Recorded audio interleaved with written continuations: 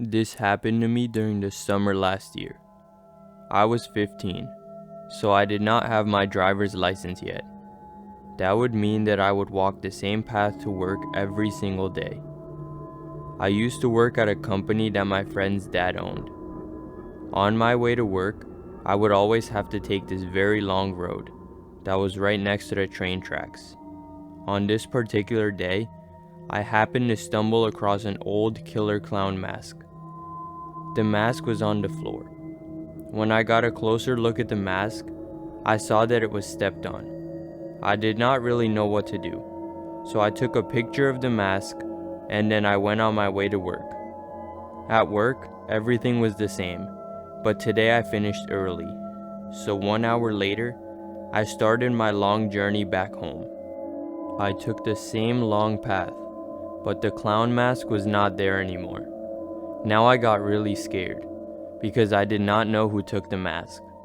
So I started running and eventually made my way back home. The next day after work, I was walking on the long road when I heard a weird laughing sound. This sounded like a clown laughter. I quickly turned my head towards the sound, only to find a clown standing near one of the cars. He started speed walking towards me. Once he was about 15 feet in front of me, I realized that he was wearing the same mask that I found on the floor the other day. This terrified me. "Did you happen to take a picture of my clown mask?" he asked me. I stood there in fear, as I slowly replied with no. I already started backing up slowly, since the clown did not seem to believe me. That was also when I took out my phone to start recording. Then I broke into a full sprint towards my house. I did not dare to try and look back the entire way home, because I would constantly hear laughing and loud footsteps. As I got near my house, I was very tired, so I looked back behind me. I did not see anything. This confused me, since 20 seconds ago, I was hearing laughing and footsteps. Either way, I did not really care as I quickly walked up to my house door and got inside. Later that night, while I was laying down in my bed on my phone, I had a weird feeling. I slowly got out of bed, opened the blinds, and looked outside towards the street. Standing across the street in the tree line was the same clown, smiling at me while waving his hand. I ran downstairs to tell my mom about the clown outside. When I took her to my window and we looked outside, there was no one there. Clearly at this point, I knew she did not believe me. Later that night, I heard some knocking coming from the window downstairs. I knew it must have been that same clown, so I walked downstairs. I followed the sounds to the back door, where I saw the clown staring at me through the door. I was so scared I ran upstairs to my mom and told her to call the police. When the police arrived, they searched the entire backyard and also searched the inside of the house to be safe. Since they could not find anything, they left, telling us to call back if the clown returned. To this day, the clown has never returned, but I am never taking that same path to work again.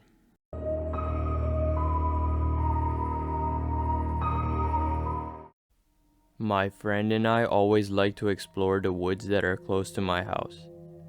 On this specific week, we got a big snowstorm in our town, so the woods were covered in snow. Since my friend and I already agreed to go in the woods that day, we still decided to go, even if there was lots of snow. Also, there was sightings of clowns in the area during that week. We did not think much of it because our town is not that small, so we just assumed that it would be very hard to run into a clown. When we finished packing up our stuff, we decided to begin the 5-minute walk to the woods. On our way, we realized that most of the snow on the streets were gone. Once we arrived at the woods, the entrance was blocked by a giant pile of snow. So we decided to look around for a way in, until we found footprints in the snow. These footprints were not made by any animal, meaning there must have been people who went in these woods. So we decided to follow the footprints in the snow and slowly make our way into the woods. After a few minutes of walking into the woods, my friend stopped me and said that he saw something in the distance, but he is not sure what it was. At this point, none of us were scared, because we knew it must have been some sort of animal. I quickly turned my camera on to record, and we continued walking further into the woods. Suddenly, as I was recording, I saw a clown pop up from behind a tree. He was wearing all dark clothes with the terrifying killer clown mask. I am pretty sure he was about 30 feet away from my friend and I. I looked at my friend, who whispered to me that we should run. We both started sprinting out of the woods. Not far behind, we could hear running through the snow, meaning we were being chased. My friend ended up slipping and falling in the snow. I quickly turned around to help him. I helped my friend and also picked up a large stick from the woods. By this time, the clown was very close to us, so I threw the stick towards him. The stick managed to hit him, slowing him down.